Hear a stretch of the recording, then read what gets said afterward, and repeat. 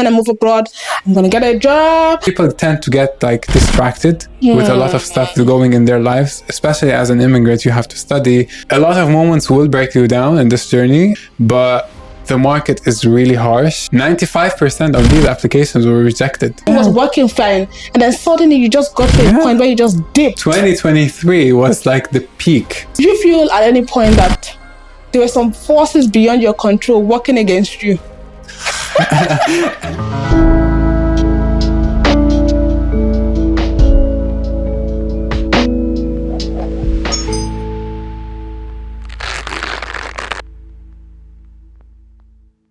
Hello everybody, and welcome to another episode of the Chronicles of an Immigrant podcast. Hey, it is Mo. For everybody who doesn't know me and for all our new listeners, oh God, this is Mo. Now today, I actually have a very interesting debate, and the question is, does moving abroad fix your life? And I have a special person to answer that question.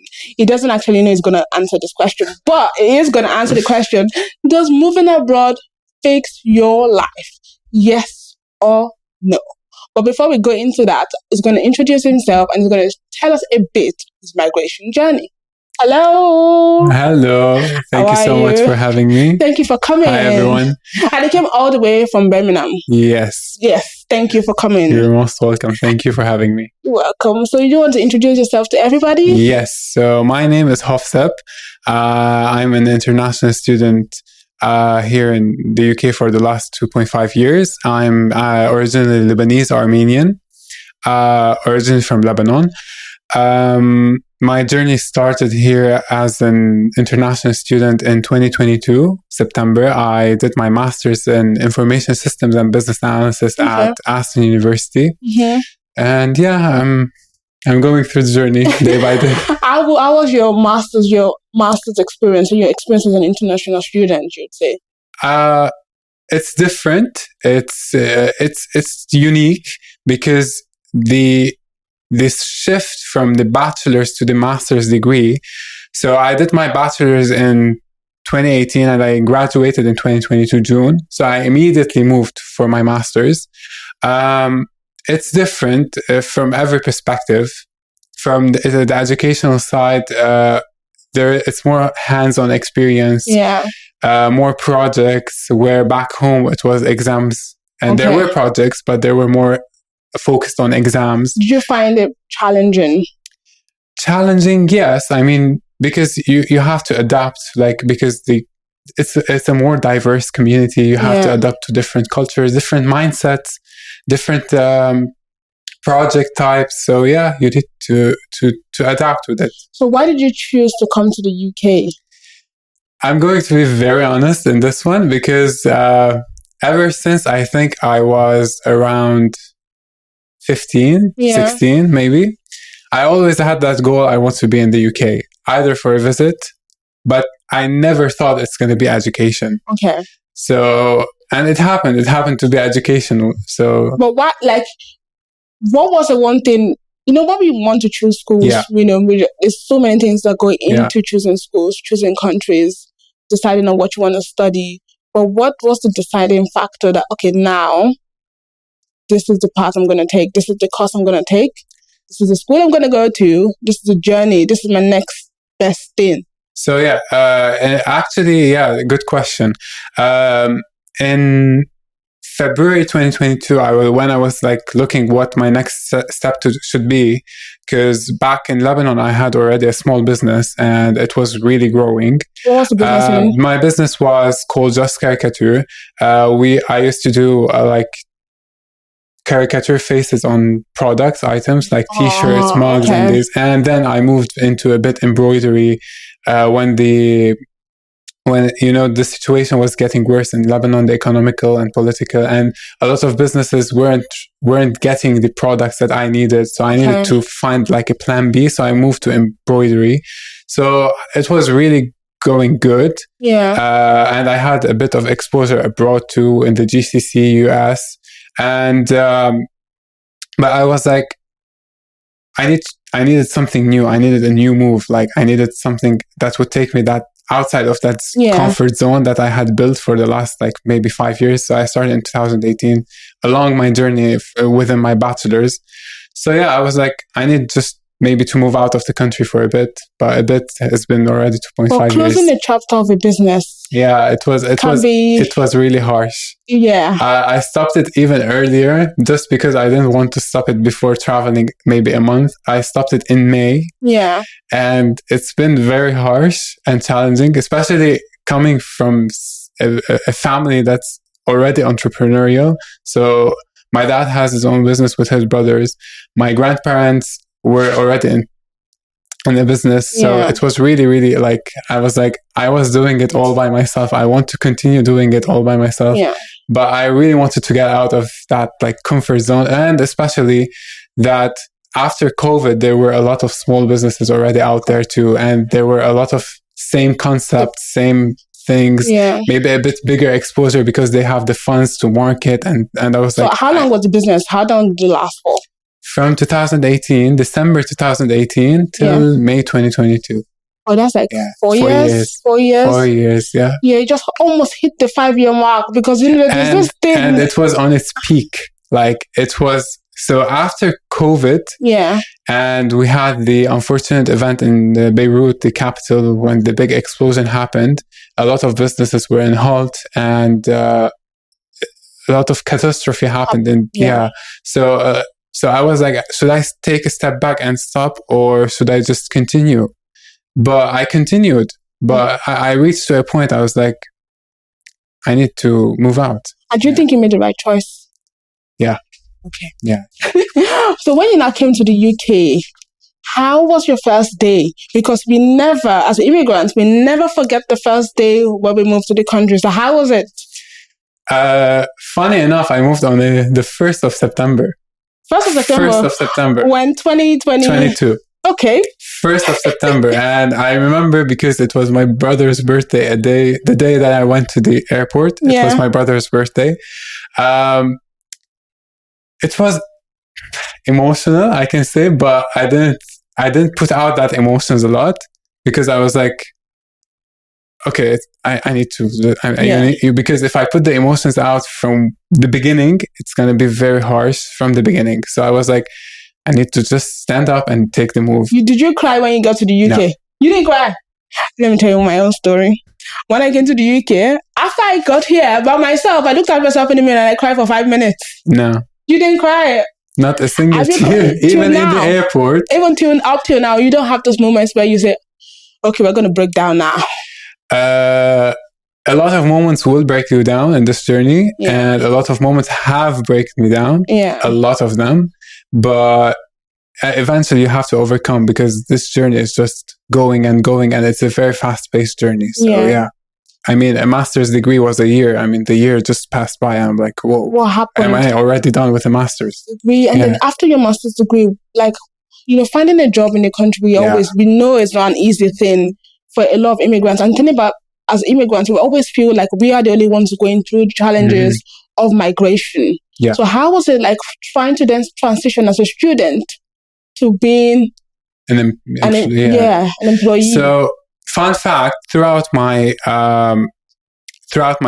educational journey, let's say in the UK, I had a few stops with employers where I did some internships. One was with a consultancy firm. I got it because of my project that I did throughout my term one. And I got the consultancy internship. I did it for 3 months. And after that, again, I didn't finish the first one. I started with the second one with a company abroad. It was part of a model to do a placement thing. It wasn't a placement, but it was part of it to do work experience and write a report about it. So I got another internship as well. It was a remote one because the company was based in the US. So yeah, these are like part of it. But after that, I didn't know what was I expecting. Like I was shocked. I was in a shock.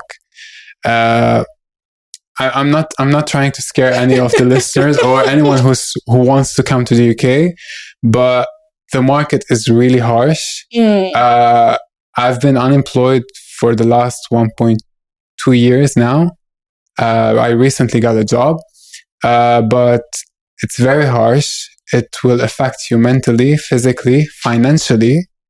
It will demotivate you at some points, but you have to continue if you want to build a career, because at the end of the day, at the end of this road, it's very rewarding being here in the UK. But what kept pushing you? Because a lot of people break down. It is not easy to be on the job market for 1.2 years using decimal points. 890 applications.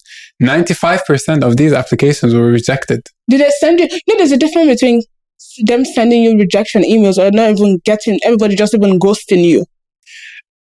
Ghosting was something different in my work exploring or hunting journey, because ghosting, I got the contracts and I was ghosted. Okay. Yeah. So you got the employment. I got a contract. I have 3 companies. I don't want to give names, but I have 3 companies. Yeah. We reached to a contract and I was ghosted. And they were big companies, not like small companies. They were big companies, and I had the opportunity to work here in the UK and abroad all together. It affected me a lot, especially that it came before my graduation, and I was already preparing for that, as I was going to give a speech too. It affected me mentally, and it affected me health-wise, because I got really sick before graduation, and I heard the news also that my parents got rejected for their visa. So I was literally graduating alone. So I was like, this is it. I have to move on. I can't just, every time something happens, I have to get ill, because, when it affects you mentally, it will affect your health as well physically. So Did you feel at any point that there were some forces beyond your control working against you? Every single day, even Mother Nature works against me. What's going on? Why is it me? Why is it every time I'm getting rejected, my family's getting rejected? Is it only me? Trust me, Because you said something that you were at the peak of your career. You were getting a lot of internships. Everything was working fine. And then suddenly you just got to a point where you just dipped. 2023 was like the peak. My dissertation was perfect. I was getting internships here and there. I was doing an amazing job. I traveled. I've seen a lot in the UK. I did a lot of things in 2023, but 2024, starting January, it was like downfall. You know how in finance you have some days you go up and then down? Yeah. It was a downfall. And do you feel right now that you're gradually coming back to a point where you're climbing back? Climbing back up? And the climb back is, I don't want to spoil everything out, but it's too overwhelming, and I don't know if I can handle that much of all of it together. And I believe you feel like I'm climbing back up, but you have this fear, this constant fear that will I get to that point where I slide down again? Life is a peak, it's a slope. You go up, and then there's this point of it's constant. Life is never straight. It's 50-50. It's never straight. Because sometimes it might be your fault also. So if you know how to handle the things that's happening in your life, you might get them right, and it might not just collapse in front of you. 100%. But what I'm trying to remind you of is that do not allow fear of what happened, what went wrong in the past, drive you in the future, because the past remains in the past. And the thing about life is that everything works together for our good. There's a Christian thing that says everything works together for the good for those that trust in God. Yes. Amen. And that's the thing. Sometimes things don't work out for you, True. But in hindsight, in the future, 5 years from now, you look back and say, oh, I'm so glad that didn't work out. I'm so grateful it didn't work out, because if that worked out, I wouldn't be where I am today. Yes. And I always remind myself, everything happens for a reason. Everything happens for a reason. And there is nothing that would be without challenges or without any obstacles, because nothing comes on gold plated, as they say. So you started a podcast called Stitching Stories. Yes, I started it in October. So the concept before starting it was just to bring up entrepreneurs and just talk about their journeys. But then I was talking to a professor in university, and not a career coach, more like a business coach. And we were like, why don't you talk about your journey, like as a student? And I'm like, yeah, that's something good, because when I moved to the UK and I moved alone, I had no one here until I made some friends and this and that. But when I moved here, I was like, what should I do? Where should I go? So there is not like a heads up for or an information center or something that gives you the information of what to do or what to expect. I mean, now I created Stitching Stories, so we know what's happening. Like in journeys of international students, we know every journey is different, 100%. but someone can relate with someone else. So yeah, that's there. But now in season 2, we just started. I recorded it, but I still haven't published anything yet. Next week, hopefully. In season 2, I'm bringing back the first idea, the initial one, because I want them to learn from entrepreneurs too, because there are a lot of students as internationals, they want to start their businesses too. Yeah, 100%. So I want to learn from both international or even national ones. But you know, the immigration journey, when you left Lebanon to come to the UK, we always think that once we travel abroad, all our life problems will be fixed. You know, I call it the Canaan land, a land where there's just milk and honey. You know, you just expect that, oh, when I'm going to move abroad, I'm going to get a job, I'm going to get a nice apartment, I'm going to do all my life, but everything is just going to be okay. But reality then sets in, and we ask ourselves the question, does moving abroad fix our lives? No. It might fix a part of it, but not all of it. Nothing. There is nothing that would make your life a perfect life. But the thing about is a debate, you know. We're going to debate this. It won't fix your life in the immediate. I have a question. Yeah. Okay. On the question you were asking, they say that money brings happiness. Are rich people really happy? At least it will solve half of my own problems. I don't know about you. But if I have money now, I can go on holidays, I can do this. Okay. But it doesn't buy happiness. Yes. But I think it gives you the ability to make yourself a bit happier. Because people say, oh, does money bring happiness and all that? But have you tried life being poor? I bet the difference. You'd rather stay rich. Yeah, maybe. But again, back to your question, it's a thing of 50-50. Yeah. So, yeah. So I would say it would, not in the immediate, but in the long run, maybe it would fix it. I said maybe. And maybe being the fact that not every person that migrates succeeds. Yes, very true, because a lot of people just come here for the degree and they just want to move back to something in their home country, or they may have already a family business and they want to run it. So, and I have a lot of friends who recently just moved back because they couldn't find something to stay. So they were like, am I wasting my time being here? So let's just move out. But what are the things that nobody tells you before you migrate? Because somebody's listening to this now and the person probably is thinking, oh, maybe I want to move out of my own country and move somewhere else. But let's dissect. What are the things that people don't tell you before you migrate? Like, if you had known some things when you were in Lebanon, would you have moved to the UK? Things that I would have known before moving. That would have made a lot of difference if you had known them. Having look at it now, it's like going back in time with all the information you've gathered now. Yeah. And I go back in time. Will I still make the decisions I made? Will I still be here? Will I still choose to be here? Personally, I would be, because I'm very adventurous. I go to the extreme. Like, I do it. I either do it all of it or I don't do it. But things that we should share is like the life right now in the UK. How is it? Yeah. Because it's very competitive. It's very expensive. Let's just put it out there, because it's really expensive.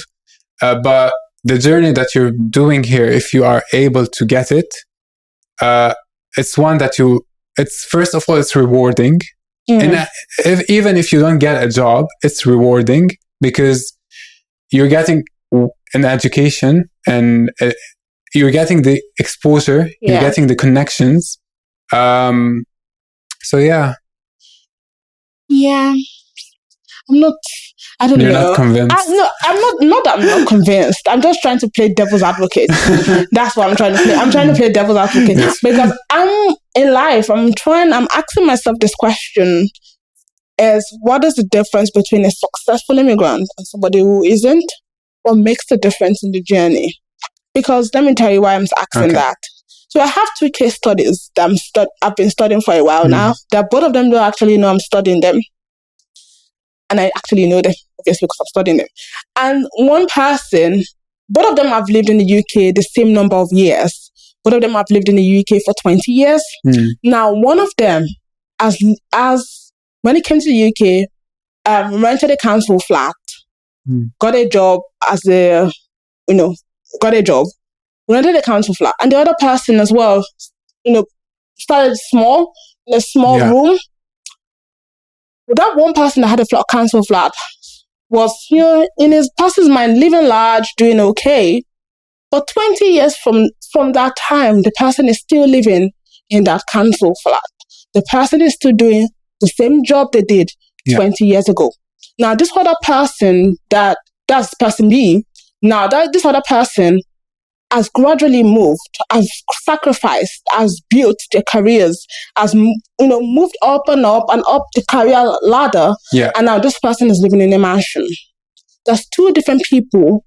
They came to the UK at the same time, had the same experiences, under the same circumstances. But one person is successful and one person isn't. And when they first started the journey, person A was earning more than person B. So the question as immigrants we need to ask ourselves is, how can I navigate the journey to being successful? What makes a successful immigrant? I don't want to judge the 2 people. But being an immigrant in the UK is about, there are a few key things: being resilient, being consistent, and being how to say it. I'll bring back that up. So being resilient, because this journey is harsh. It's not easy. This journey will bring you down a lot of times. This journey is challenging. Being consistent, you need to be up to date. You need to be harsh to the market, because the market is harsh. If you want to go up that ladder, you need to make your way, because the way won't be open to you. Exactly. And the last thing I just remembered, and I always remind myself, and it's the title of my dissertation: start small and smart. Very valid. That's the magic word. Start small and smart. Because when you start because you're in a country that you don't know it. You're starting from scratch. You're not in the country you were. For example, I'm going to take myself. I'm not in Lebanon. The experiences I have in Lebanon may not be valid to all the recruiters, or whatever I've done in Lebanon may not be valid here, but it's valid for me. Yes, it might be valid because I've worked hard for them. But we're starting scratch in a country that they don't know us. We don't know anyone. And even if they know us later on, we're in a country that the culture is like, they go to work, they remember you. After work, they don't know you. I'm being very honest. Valid. So you're starting from scratch. You have to make your own way, but you have to start small. You can't just jump up the ladder because you have the experience, you have the everything in front of you. And sometimes luck plays a lot of role. We call it luck or grace. I don't know. That's another debate. But a lot of time people are like, they just get the job. Like I had a lot of people I know, like in Birmingham. They might not be my classmates directly or people I met them in uni, but they finished their masters. They just got the big 4 job and and a lot of people, they compare themselves to others. This is so bad. So bad. It's a very bad habit. I think that life is a race. Like we are running a race in life, and like every race, somebody will get there first, somebody will get there last. But the difference is we all get there, but the only people who don't get there are the people that stop. on the journey. That's how life works. And I think we all talk about resilience as immigrants. That, as an immigrant, you have to be resilient. Every immigrant is resilient. And I don't think resilience helps you in being being a successful immigrant. I'm not saying you don't need it, but does it really help you? That is because every immigrant in itself is resilient. So resilience, doesn't really play much of a factor to being successful. Now, that's smart. Well, I love smart. I like smart because there's a difference. I used to say there's a difference between working hard and working smart. Yes. A lot of people come to the country, they migrate to anywhere they migrate into. First, humbling experience. You have to first forget who you were and wear on the coat of who you are now. And you have to start small to do that. Yes. Starting small, being humble, and then gradually working your way up. And we also need to have a game plan. How do I want my next 5 years to look like? The famous question they ask us in the interview, where do you see yourself in 5 years? That's something that should be within the goal of an immigrant. An international student. What's my 5-year plan? What do I want? Where do I see myself in 5 years? Where do I see myself in 10 years? Because the thing about being an immigrant is there's called a rat race. I don't even know I need to find a word for this. Yes. You're constantly working, you're doing your part-time job, you're doing your job, you're trying to so many bills you're trying to pay. Yes. And I feel like when I'm studying these people on a low key, and I feel like because there's a constant thing of trying to keep up, trying to pay bills, trying to feed your family, trying to feed yourself, you forget the reason why you migrate. And one thing I want to just put up also, any experience here is an experience. 100%. Because a lot of people, they're just like, why should I do a part-time? Why should I do that or this? Any experience in this country is an experience, and they would like, even a smallest part-time or volunteering role, they would look at it as the biggest achievement you've done. Yeah. So we need to be bolder. Yeah, because the thing is, not only immigrants I'm talking as in general, they think like, they're doing part-time job. I mean, they don't have an option. A lot of immigrants come here, they don't have anything. They just come, their bags, and they just come in. Yeah. They work 24/7 with their education, with everything they do, just to be I don't want to sound like here very bad, but they just want to survive, I've seen I have a lot of people in Birmingham. I've seen them. They just work 24/7 just to survive in the country. Yeah, because it's not easy. It's not easy. Especially the ones that come with families. Yeah, you work to survive, and in you surviving, you forget the dream, forget the reason why you traveled so many miles away. You start rather than strive, you survive. There is where that comes, the goals. So I recently, I got the diary. So you set your goals. Yeah. So when you set the goals, they're all clear. There's the balance, I haven't seen that for a while. I've completely lost it.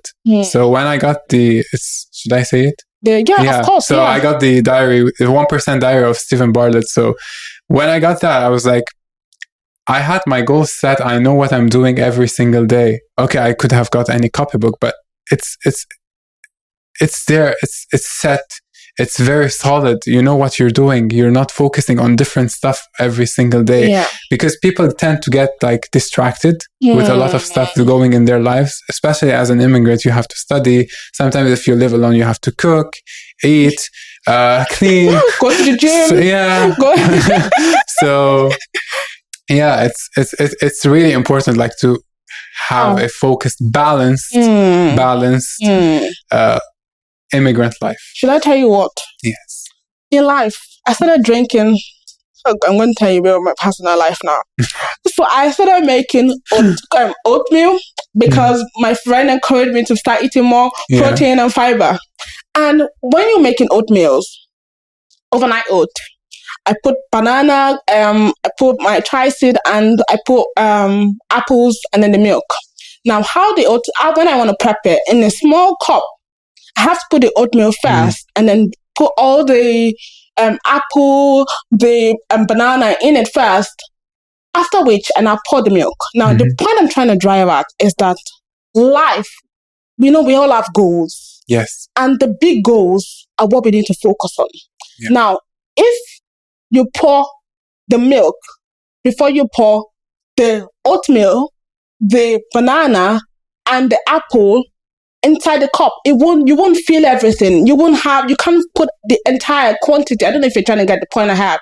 So you can't put all the things you want to put if you pour the milk first. Now, if you pour the oatmeal first, the banana, the apple, the chia seed in the cup, and then you pour the milk, you can pour everything you want. What I'm trying to say in life is that when we focus on the small goals, it stops us from achieving the bigger picture. The small things so I'm not trying to say surviving is a small thing, but the small thing like trying to pay our bills, trying to do this. When we focus on all that, we forget the big picture. Yes. And that's what makes the difference between a successful immigrant and somebody who isn't. We need to know what are our goals. We need to write it down. Yes. And don't allow those small things, the milk of our lives, don't let it stop it from allowing all the other juiciness of the porridge fit into the cup. Yeah. I drink my analogy, yes. So as we said earlier, it's like it's all connected. You start small and smart.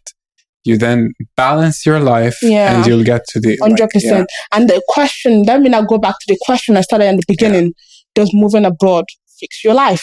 No, because that at the end of the day, that is what we're trying to answer. Yeah. And taking you on the journey of what makes the difference between an immigrant who isn't successful 5, 10, 15, 20 years from now and an immigrant who is. Yeah. So what did I move 20 years ago and is not doing well? The person who said, no, it didn't fix my life. Or somebody who is successful, who moved 20 years ago and is doing really well, but say, yeah, it did fix my life, So the question. Personally, I'm still figuring it out because it was a no last year. Yeah. It might be yes at the end of 100%. The year. So it depends on everyone's journey, like we mentioned in the beginning. And if you have your goals, I feel like life has a way of manifesting. Yeah. If you tell yourself that this journey is going to be, it's going to fix, it's going to help me, I'm going to achieve my dreams, I'm going to achieve my goals, I'm going to get there, the future is bright. Yes. At the end of this journey, there is the end of the tunnel it's going to be the light. Yes. Yeah. Like the future is so bright. Yeah. But if you're out there, and you're surviving, you're just in the rat race, all of us are in your own rat race, you're just in a rat race, trying to survive, trying to do this, trying to do that. If you're not careful, 10, 15 years from now, you realize that you're still doing the same thing that you were doing 10, 15 years ago. Yes. So for you not to do that, I'm talking to you. For you not to do that, write down your goals and start to gradually put them to fulfillment. What's your game plan? Have a game plan.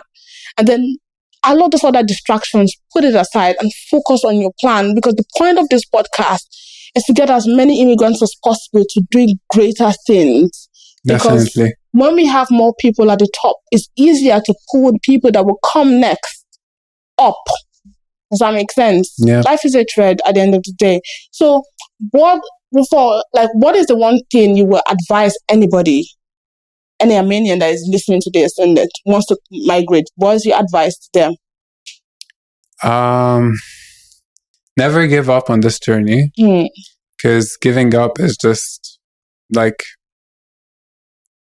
throwing away everything you've done. Because especially it's as we mentioned, it's an expensive journey. It's not a very cheap journey. Yeah. Because you're paying a lot. You're putting yourself in a new country. You need to strive to get to the point you wanted to reach when you started this journey. Yeah. And as we said many times in this podcast today, start small and smart. Start small and smart. Yeah. I'm going to actually use that. Start small. Yeah. That is good. So before, what is your dream? Tell us, what is your dream? So, I mean, everyone has more than a dream. Let's be honest. Yeah. But currently, I'm working on goals more than the big dream, because no one knows what's going to happen throughout their journey. So, the current goals are literally, I'm working right now. I'm working on. I have a job, so that's one. I'm working on a PhD proposal. I want to continue that in maybe like the near future, or maybe a bit further. Depends on what happens again within the journey. And I'm going to grow the podcast, definitely, to grow the community, to put out that message that is lacking a lot. Of course, you're doing it too, and you're doing an amazing job. Yeah, we're both doing it. We're both immigrant. We're both championing the immigrant's journey and making people realize that there's more to it as well. Like sharing what are the untold stories behind migration, the good, the bad, and the ugly. You know, it's just normal, just like life. But I want to hear that. You know, you said you're achieving this. To say everybody has a dream, big dream. It scares us, which sometimes we avoid saying because it is scary. But I want to know that scary dream. That dream, yes, I actually want to do this. No, these and I'm very honest. Like I tell them, but I mean, like these are the goals that are, or the dreams that I wanted to do in the like short, let's say, short term. And on the long run, it's like definitely starting something for my own within the tech automotive industry. It's, I have the plan, I have everything, but I'm just waiting for it. And it's going to happen. Hopefully. Because you know why? This chair is anointed. It's anointed by God. Anybody that comes on this chair and shares a dream, it has a way of happening, you know. Yeah. So in 3 words, summarize your migration journey. Oh, that's okay. It's a journey of ups and downs. I'm gonna say that's the one word. There was a lot of times that were, as we mentioned, they were all the way up with success, and there were a lot of times that will crash you down. Or crashed me down personally. It's about building the success, and success.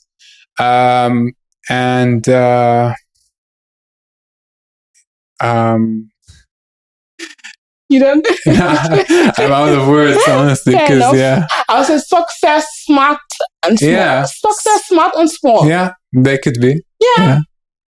That's you should pay me for doing that. I just gave you £3. Do you know what? We're gonna say that again, and we're gonna test that. We're gonna click our glasses. We're gonna say success. We're gonna go small, smart, success. We're gonna click our glasses and say cheers, and our dreams are valid. Our dreams How does that sound? Yeah. Great. Yeah, let's do this. Let's do this for our listeners. So, you want to go? Yeah. Yeah? Small, smart, and success. And your dreams are valid. Our dreams are valid. Yeah.